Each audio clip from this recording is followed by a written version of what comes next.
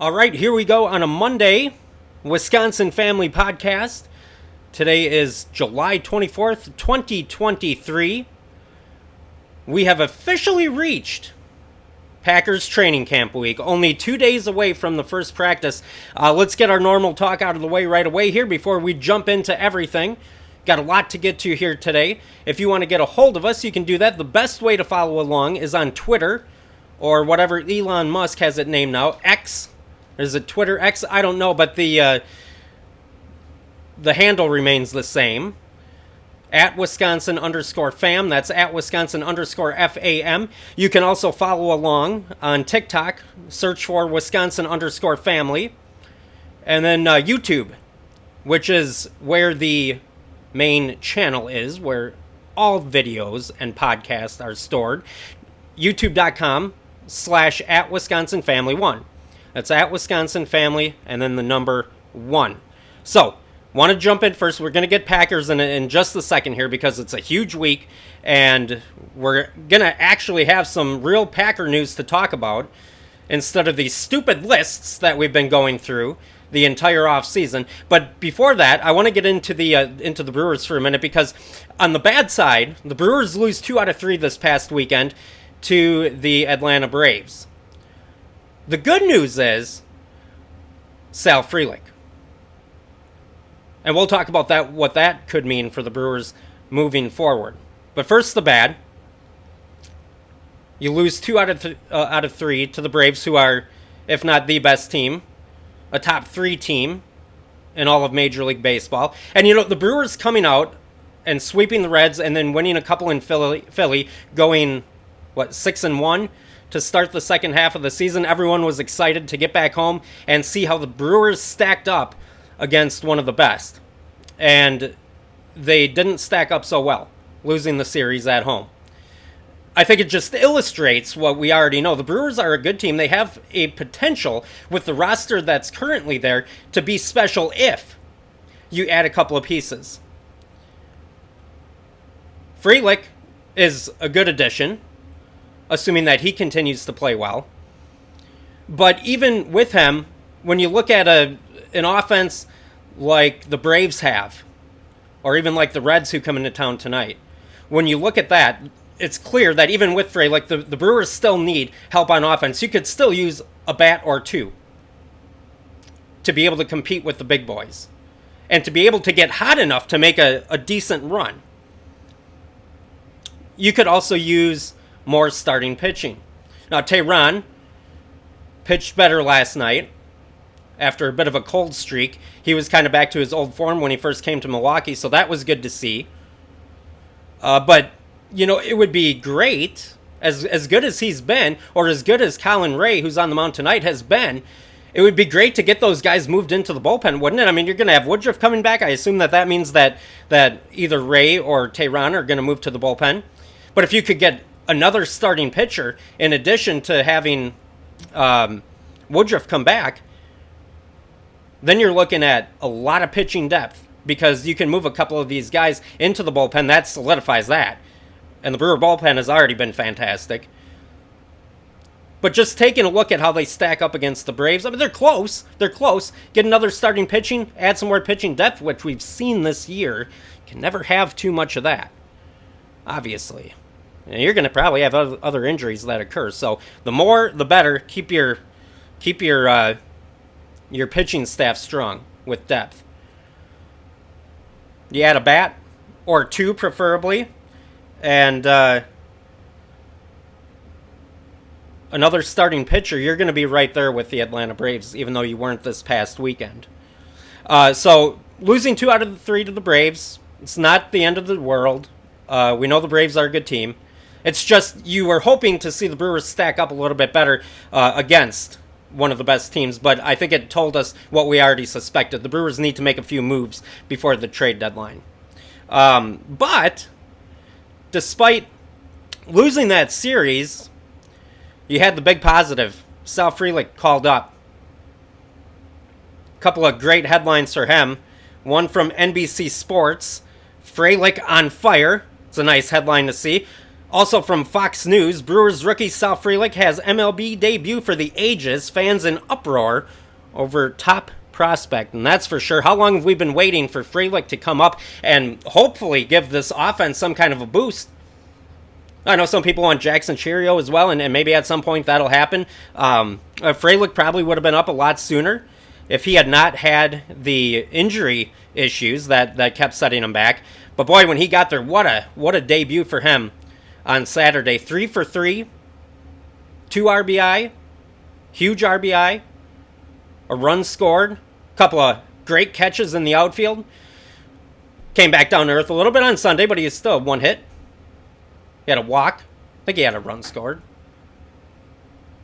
But that's great. And now hopefully the Brewers can take some of that energy that has been brought by Frelick, and they can parlay that into some better offense, some more consistent offense going forward. And then you add a bat, 2 more bats. If you have Frelick now, and he continues, obviously he's not going to continue the pace that he was on Sunday, but if he can be a consistent hitter for you, and you can add even a bat that's hitting 260 with moderate power, and one other bat that maybe you can have for a little bit higher average, like maybe a 275 to 280 average, you're looking pretty good. And you're going to win that NL Central division going away. Brewers Reds start off tonight. Now, this is a massive series. It doesn't matter if this 3-game set against the Reds is being played on July 24th or as the last series of the season. It's equally as important. Brewers could make a lot of headway, and it could be the difference in the year. Now you say, wow, there's a whole bunch of games left. Yeah, not against the Reds. This is your opportunity, head-to-head matchup at home, to gain some ground and to pull ahead a little bit, give yourself a little bit of cushion as you go on through the rest of the season. As far as, it's really, folks, it doesn't matter when the series is played. The games count the same. This could be a make or break series for the Brewers and the Reds here in July, which is kind of exciting because a lot of people start losing interest in the Brewers after Packer training camp starts and after the preseason starts, and certainly once the regular season starts. But you're almost feeling like September baseball here in July. It's a preview of September, and that's exciting. Tonight, pitching matchup, Colin Ray, the chosen one, as they may say. 5-4 record, 4.64 ERA, going up against Graham Ashcraft. Now, the Reds struggle with pitching. That's been noted all season long.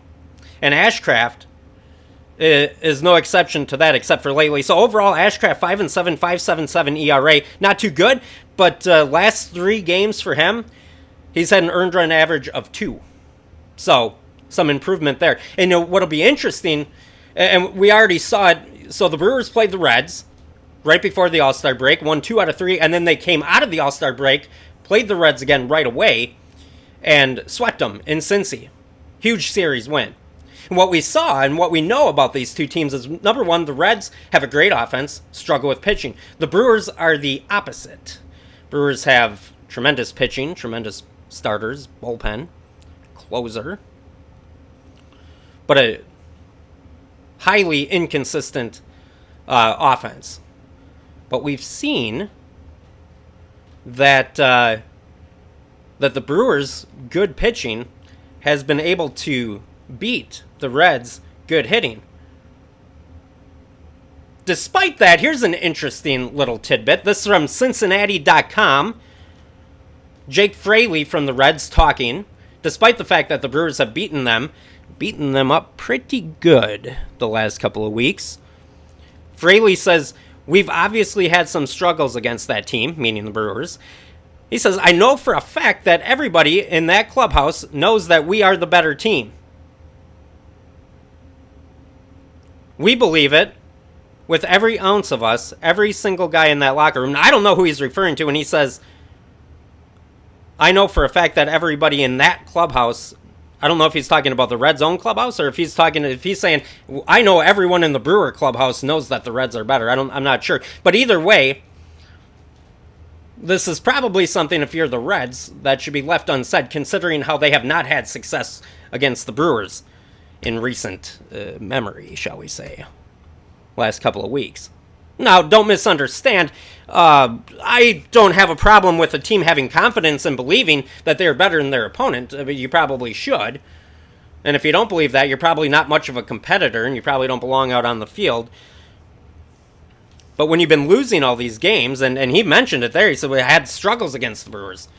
Some things, even though you may think they're true, are better left unsaid. However, I will take it because this could be golden bulletin board material for the Brewers as they go in to the biggest series of the season. And the Reds lost or won a couple of games over the weekend.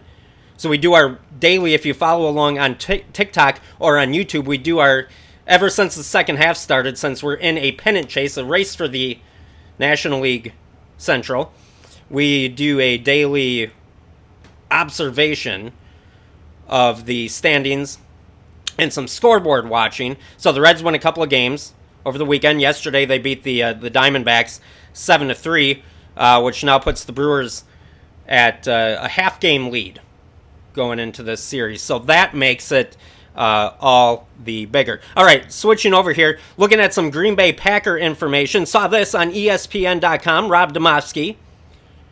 Green Bay Packers training camp preview, full rebuild with Jordan Love, ? Is it a full rebuild with Jordan Love? I know David Bakhtiari hinted that it was a rebuild. The Packers front office, including Brian Gutekunst, has said that it's not a rebuild. That's not how they operate. I don't think that the team, minus Bakhtiari, would ever really come out and say, well, we're in a full rebuild here. I don't know how many teams actually would do that. But in this case for the Packers, I side with the front office and saying I don't think it's a rebuild. And here's why. What positions are rebuilding? To me, there's only two. Wide receiver and tight end. You've got Christian Watson and Romeo Doubs, and Doubs has less than 350 NFL snaps, but he's the leader. He's the most veteran receiver as far as snaps go. And then you've got Samori Toure, who in this article pointed out by Domofsky essentially has the snaps of what a rookie would have because he hardly played. But Watson, Doubs, Toure, those are your top guys coming in, and then it's all rookies, essentially. So that's a rebuild position. And the tight end, yep, that's rebuild because you've got your two draft picks, Musgrave and Kraft, and they are rookies. They're going to be at the top of the depth chart. So those two, but otherwise, excuse me, some people may say, well, the quarterback is a rebuild position. Well, in a way, but I choose not to look at it that way because I say Jordan Love has been sitting for 3 years behind Aaron Rodgers. He's been learning. By all accounts, he's ready to step in. Now, how he performs, that's obviously what remains to be seen. But he's been practicing for 3 years for this moment, for this week, for this preseason, for this regular season, and beyond. I don't think that's a rebuild per se. The offensive line is not rebuilding. You've got Bakhtiari and Jenkins manning that left side. That's going to be strong. John Runyon at right guard. He's experienced. That should be solid enough. And then at the center and right tackle position, you've got a combination of Josh Myers and Yosh Nijman, Zach Tom battling it out for those last two spots. So, however the offensive line ends up shaking out with those three guys, I think it's going to be solid. The offensive line's not in a rebuild. The running backs, A.J. Dillon, Aaron Jones, that's no rebuild. That's the best 1-2 punch, ladies and gentlemen, in the entire NFL. Well, Believe it or not. Believe me, it is. Defensively, you're young in some areas, but the defense is loaded with talent. Albeit given into Joe Barry's hands. But the defense is loaded with talent. Young guys and some veterans alike. Once you add Rashawn Gary back, you're going to be even more talented. The defense isn't rebuilding. Again, your only two sources of rebuild are receiver and tight end. Now, inexperience? Yes. We'll get to that in a second. But that is why my theory is this is not a rebuild year.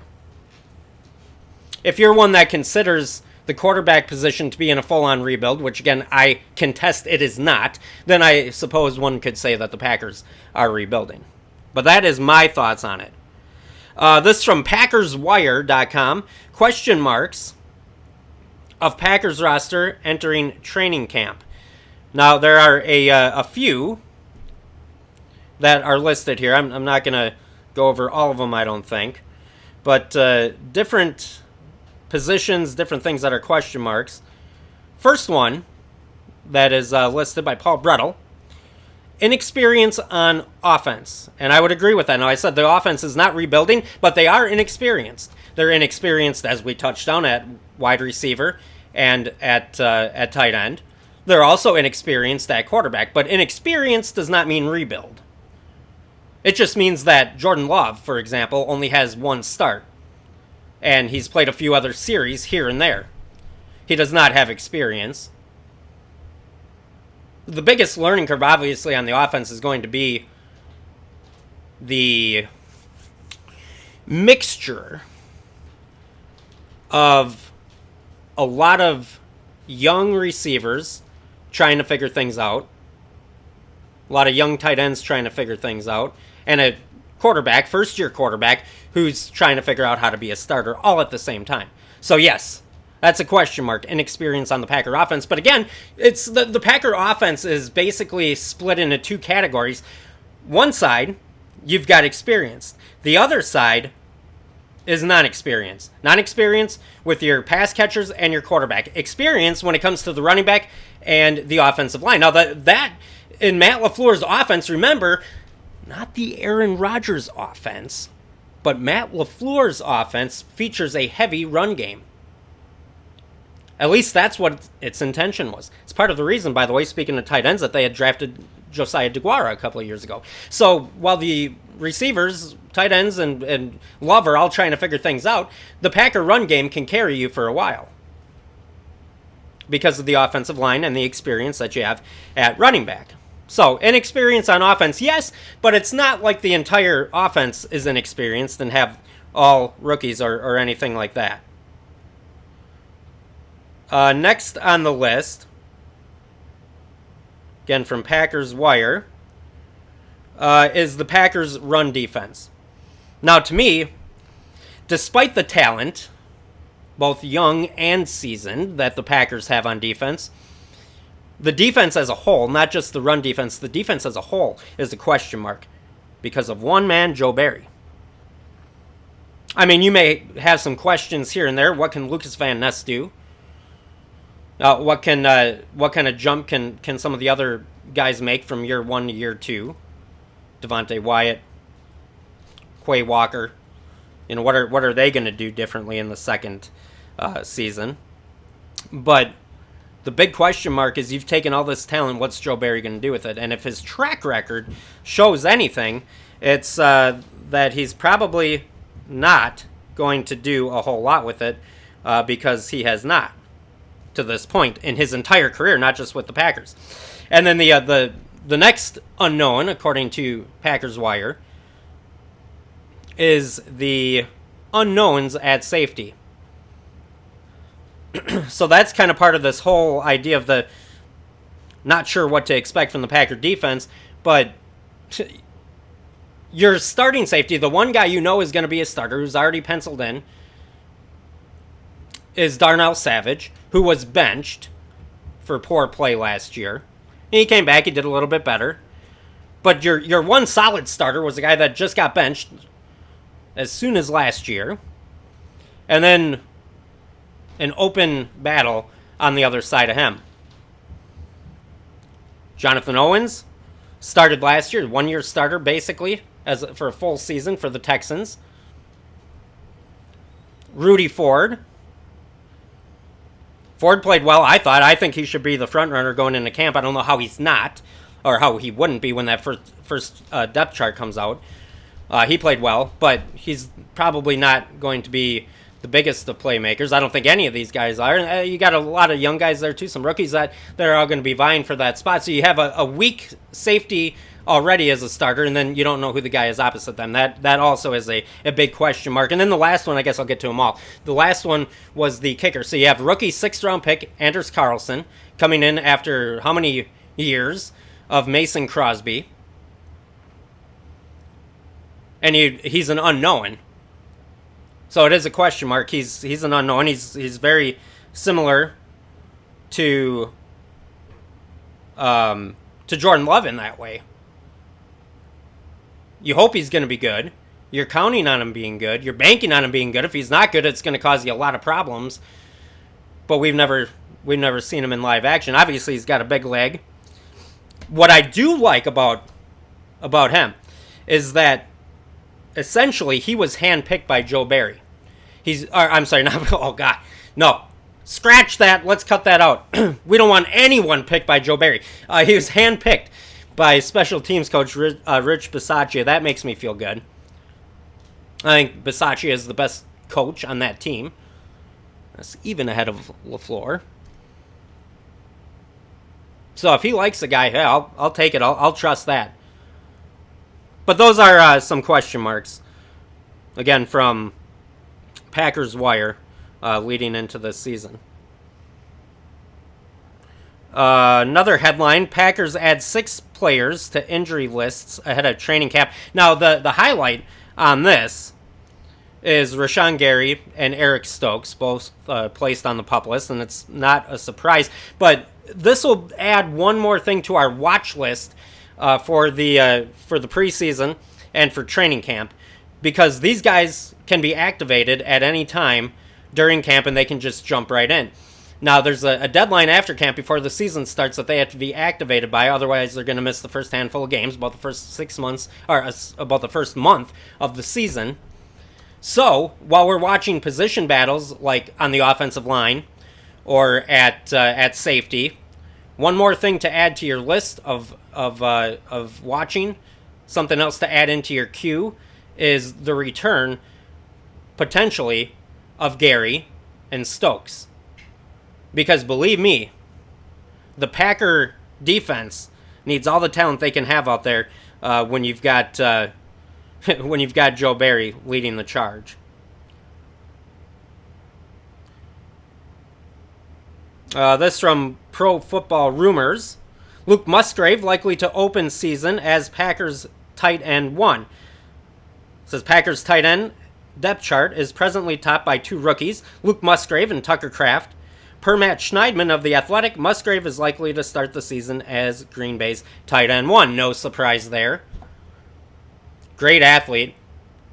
Inexperienced. Now, it is hard, as we've seen through NFL history, for first-year tight ends to come in and to have big impacts right away. But if anyone can do it, it could be Musgrave, because he's such a freakishly great athlete. So is Tucker Kraft. But they're going to have to be thrown into the fire right away, because you got Tyler Davis behind him, just the special teams guy, and Josiah DeGuara, who will be an interesting one to watch this year, ladies and gentlemen, because clearly Matt LaFleur had something in mind for him, and I think I know what it was. Kind of like LaFleur's offense is supposed to be similar to Kyle Shanahan, so I think when they first drafted DeGuara, it was to have some kind of a role, kind of like a use check role for the 49ers.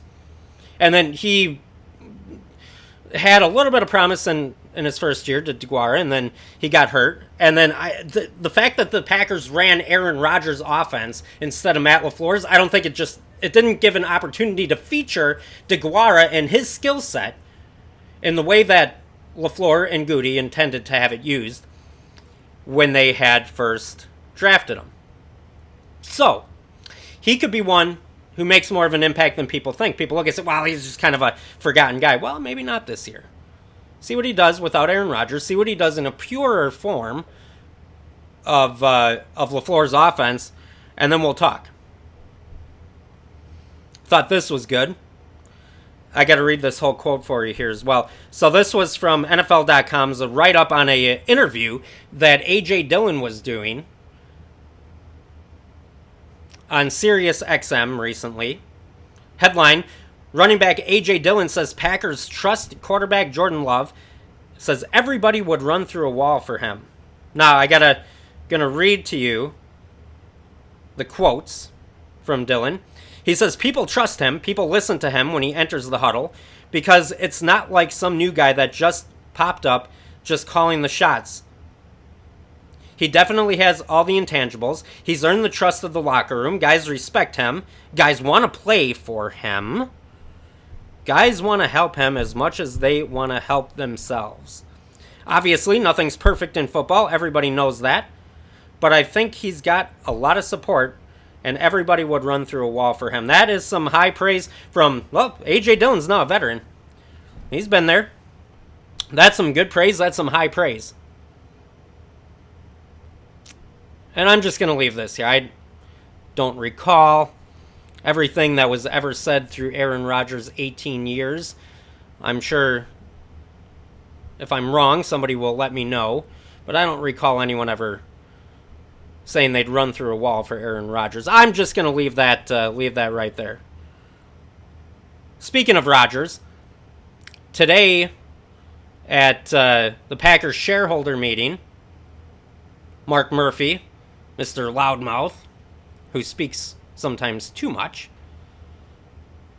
he was talking about Aaron Rodgers.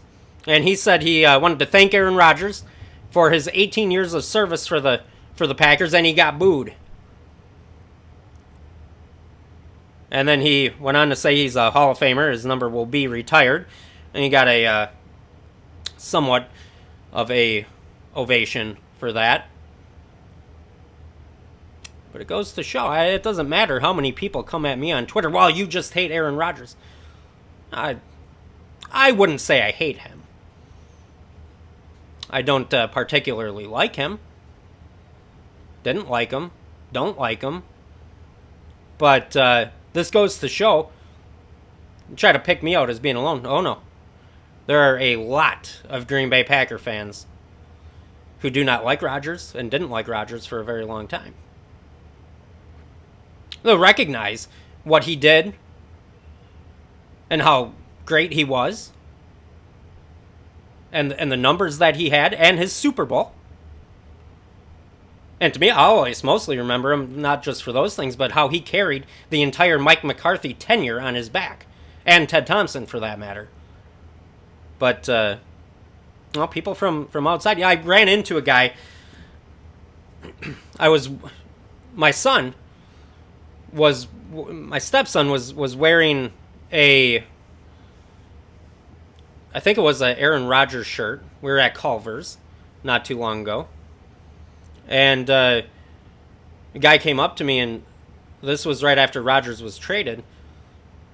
And he asked what I thought of Rodgers being traded. Now, it turns out this guy was from Georgia, so he was trying to get some information from me on how the locals feel, essentially.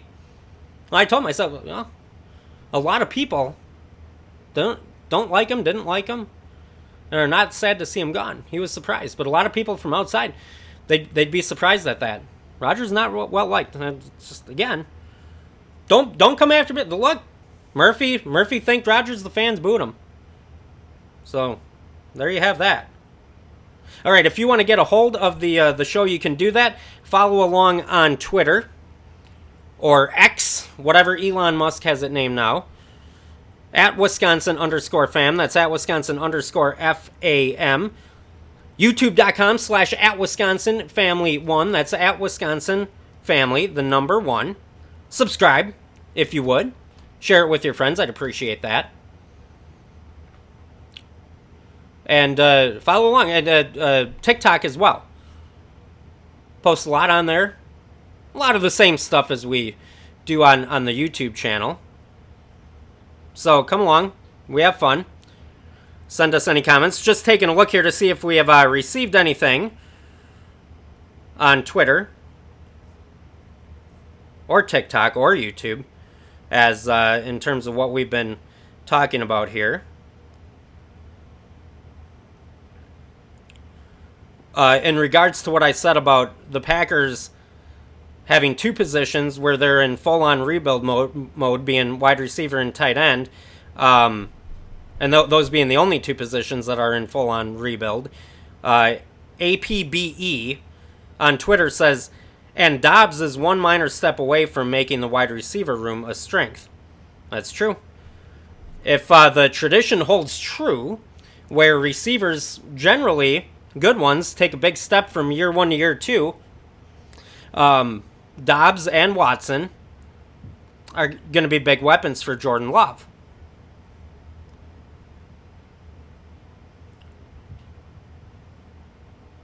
Seeing if there's anything else worth noting here.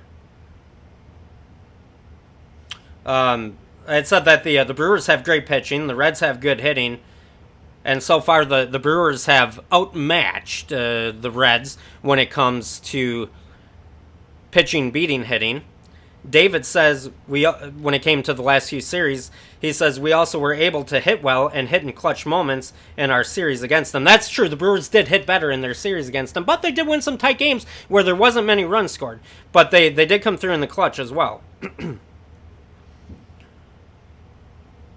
Let's see.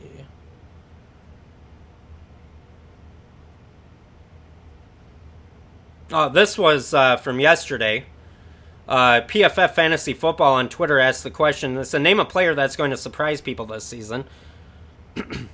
I said my easy choice from the Packers was Christian Watson. If fans outside of Green Bay, I think, didn't know Christian Watson last year, they're going to know him this year.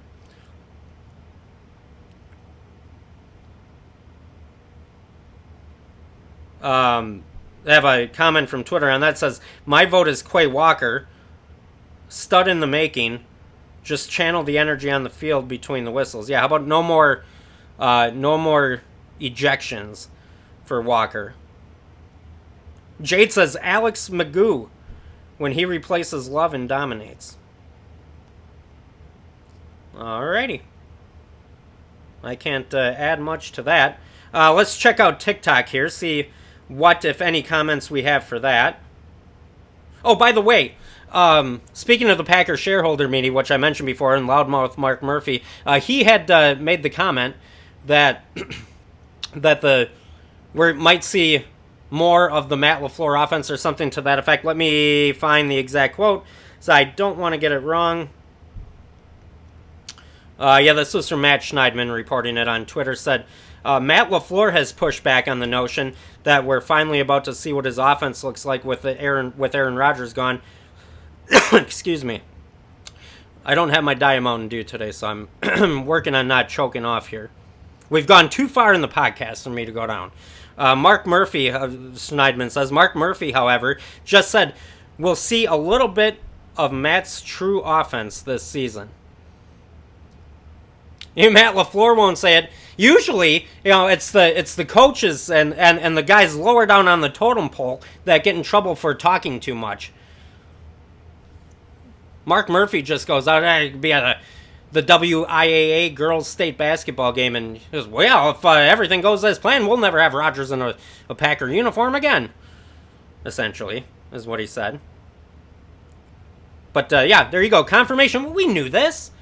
Obviously, the Packers were running Aaron Rodgers' offense and what he wanted to do. Clearly. Doesn't take a rocket scientist. You don't have to be Elon Musk to figure that out, as we say.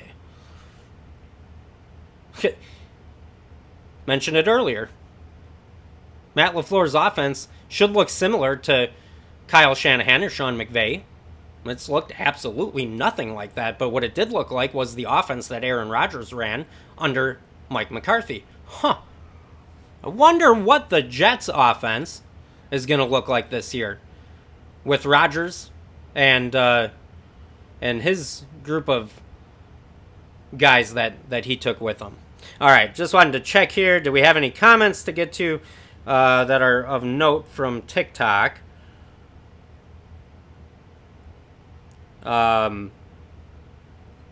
B. Golden says, as a non-Packer fan, what I will say is you have been blessed with decades of Hall of Fame quarterback talents.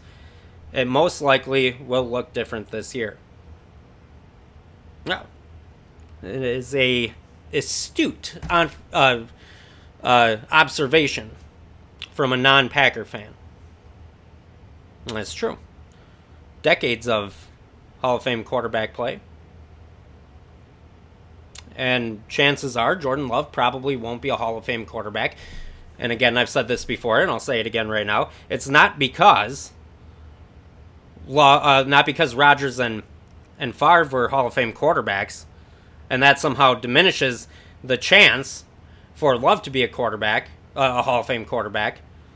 Love's career is not affected by what came before him. It's affected by Love and the coaching staff and all those variables. But none of the variables are how many Hall of Fame quarterbacks the Green Bay Packers have had in their history, or the fact that they've had back-to-back ones. You can flip a coin 7 times, and if it comes out heads 7 times, it's still a 50% chance that it's going to come out heads the 8th time. It doesn't change the odds. The odds of having one Hall of Fame quarterback are whatever they are. The odds of having a second Hall of Fame quarterback are the same, and so on and so forth down the list. But just because most NFL quarterbacks aren't Hall of Famers or aren't Hall of Fame caliber players is the biggest odd as to why Love wouldn't be a Hall of Fame quarterback. But that still doesn't diminish his opportunity to do it. It still doesn't mean that he can't do it. All right, we're going to wrap things up here today. Appreciate you listening here on the Wisconsin Family Podcast. Twitter, follow along at Wisconsin_fam. TikTok, Wisconsin_family. Just search for it. And then youtube.com/@WisconsinFamily1. Have a great rest of your day. Really appreciate you giving us a listen here today. And we'll see you back here tomorrow on a Tuesday.